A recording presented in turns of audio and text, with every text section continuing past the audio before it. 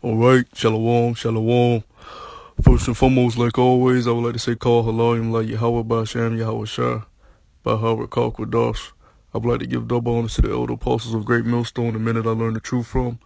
And I would like to say shalom, wa barakim, labakalim, shah yashala, peace and blessings to the hopeful elect of the nation of Israel, scattered throughout the four corners of the earth, sincerely waiting on the return of Yahweh Shah HaMashiach to deliver us out of this last captivity. I'm gonna title this video "Prepare for the New Earth." Because like the scriptures say, and I'm gonna get it, there's going to be a new heaven and a new earth established, meaning a new rulership and actually a new earth, established.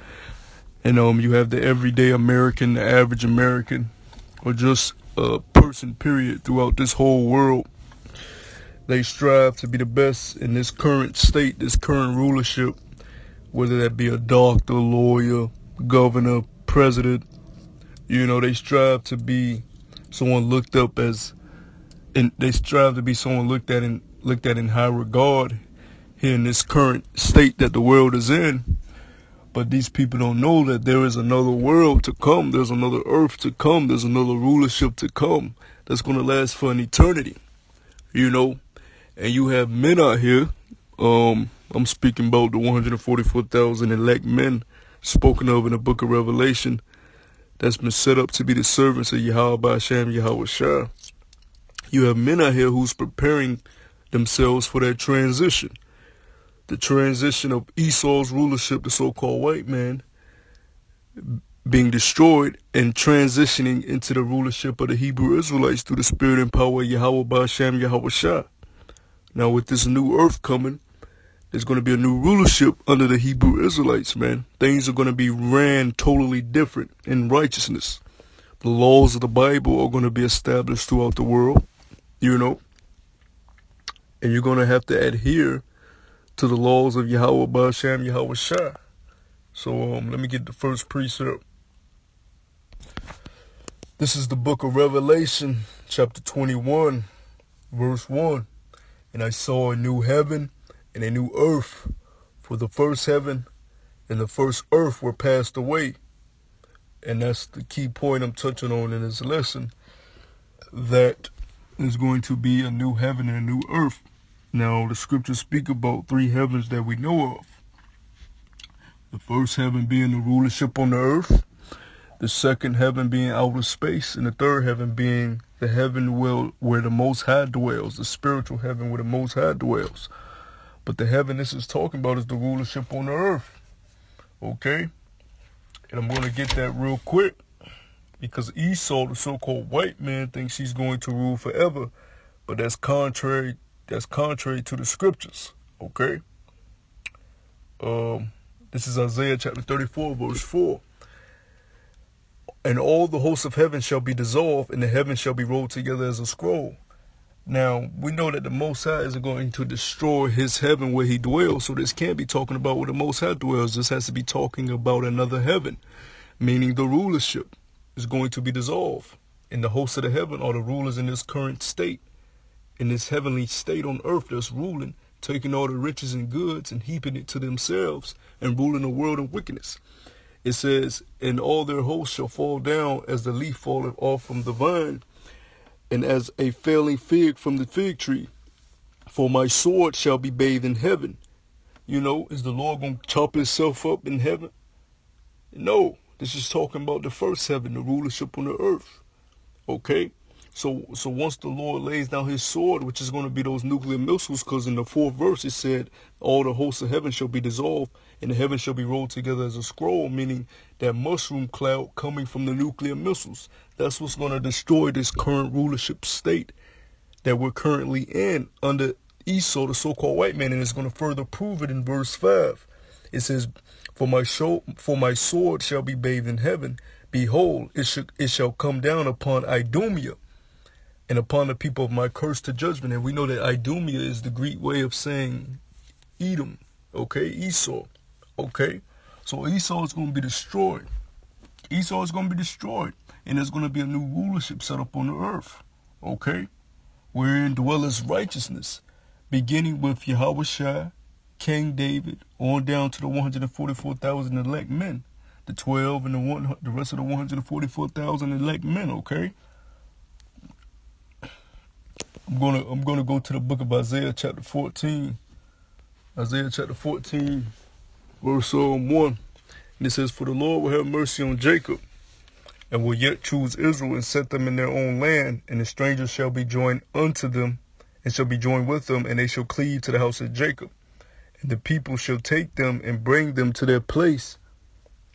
And the house of Israel shall possess them in the land of the Lord for servants and handmaids, and they shall take them captives whose captives they were, and they shall rule over their oppressors."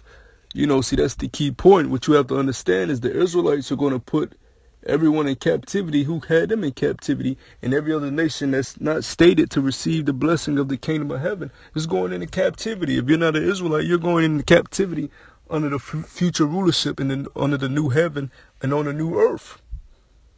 So you have these people that are so consumed and they've been integrated into Esau's kingdom and rulership and system that they're not focusing on the kingdom to come.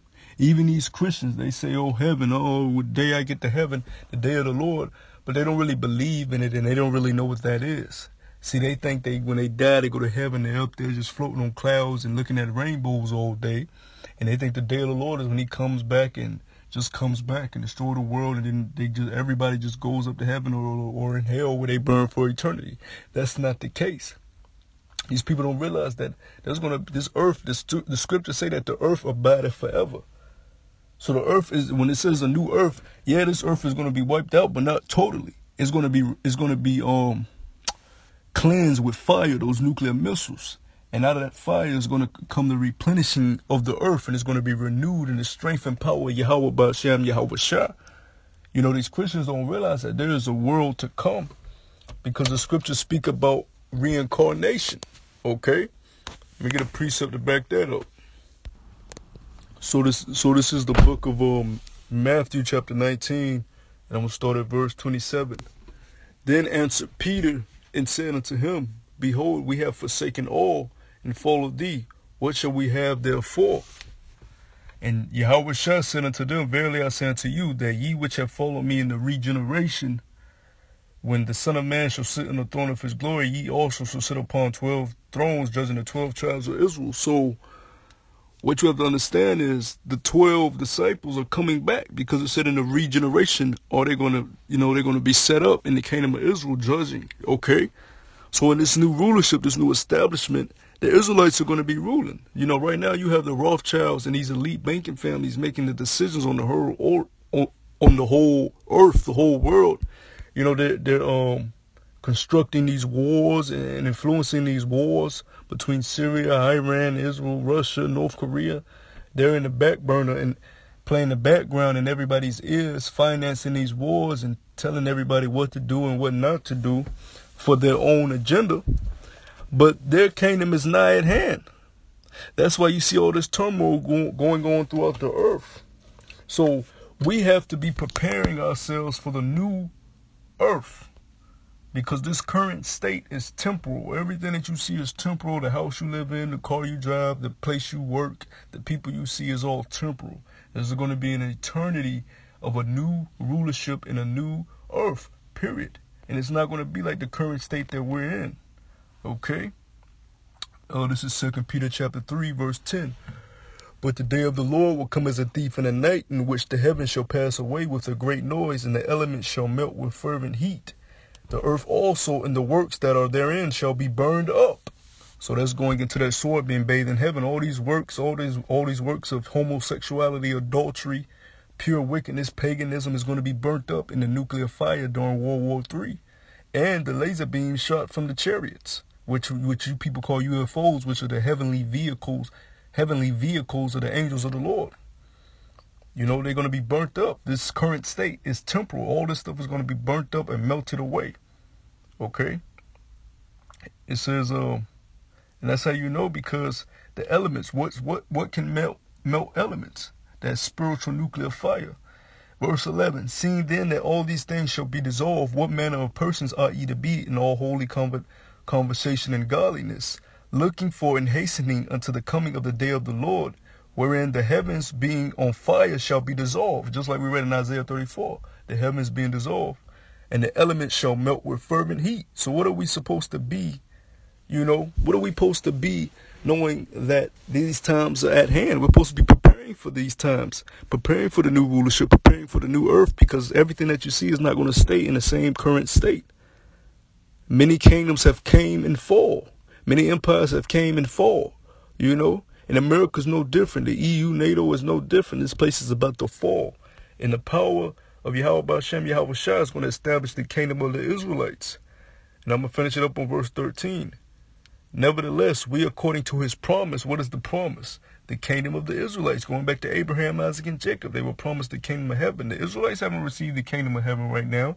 You have those fake Jewish people, cause our Jews, claiming that they're the Israelites, but they're catching hell. They're still warring with other nations. They have to have American as an ally.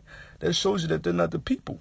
Because according to them, they were put back in the land during the Balfour Declaration in the 1900s. So you definitely are not fulfilling prophecy. But it says, nevertheless, we, according to his promise, look for new heavens and a new earth wherein dwelleth righteousness. So this current state is temporal and is not going to last forever. But the kingdom to come will, So with that, man, I just wanted to, touch on that real quick, man. We have to prepare for the new earth, all right? With that, I want to say shalom.